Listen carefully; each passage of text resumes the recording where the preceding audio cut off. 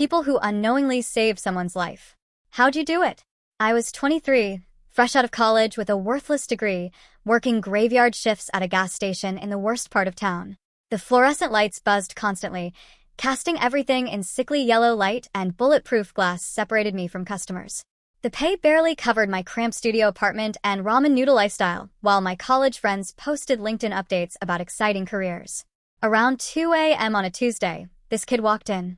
Couldn't have been more than 16, skinny, wearing an oversized black hoodie and unwashed jeans. Dark hair hung over his eyes as he moved like he was trying to be invisible. He grabbed a Red Bull and Doritos, paid in crumpled singles and loose change, and left without eye contact. Nothing unusual, except he came back the next night, same time, same routine. Then again, the next night, the kid was clockwork, more reliable than my actual responsibilities. By week 2, curiosity hit. I started saying, "Hey," when he walked in. He'd barely nod and continue his ritual. Week 3, I upgraded to, "How's it going?" Week 4 brought a breakthrough. He actually mumbled, "Good back." I was bored out of my mind during those shifts. This kid was literally my only regular customer during the 11 p.m. to 6 a.m. stretch.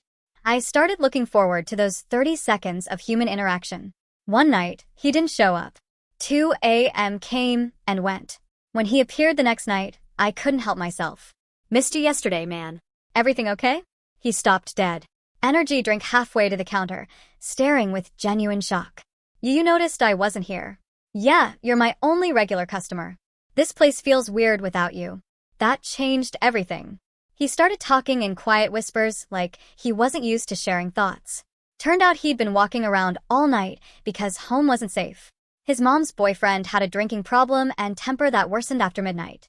Staying out until dawn was easier than dealing with whatever violence awaited in that apartment. The kid would wander streets, sit in 24-hour laundromats, hide in park restrooms, anywhere offering temporary shelter. I started keeping extra coffee warm, letting him hang out when it was cold or raining. We'd talk about video games, classes he hated, stupid YouTube videos. I never pushed for details about his home situation, just let him exist in that fluorescent space, treating him like any person worth knowing. This routine continued for months. Kid would show up. We'd chat. He'd buy his drink and snacks. Sometimes spread homework across the counter while I restocked shelves.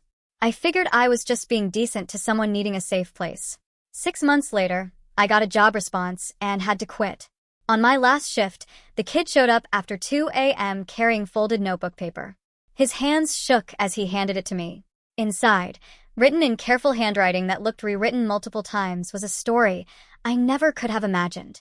He'd been planning to kill himself the night he first walked into my store. He'd stolen sleeping pills from his mom's medicine cabinet, planning to swallow them all in the park across the street.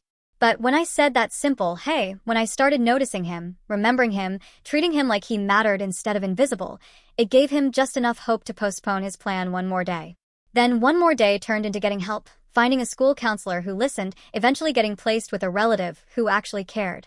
He wrote that those late-night conversations about video games probably seemed like nothing to me, but they were everything to him. Proof that someone would notice if he disappeared, that his existence mattered to at least one person. I still have that letter. I had no idea I was doing anything special. I was just lonely, bored, and grateful for company during those empty shifts.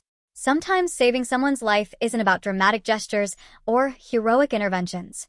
Sometimes it's just noticing they exist, remembering their face, saying hello like they matter.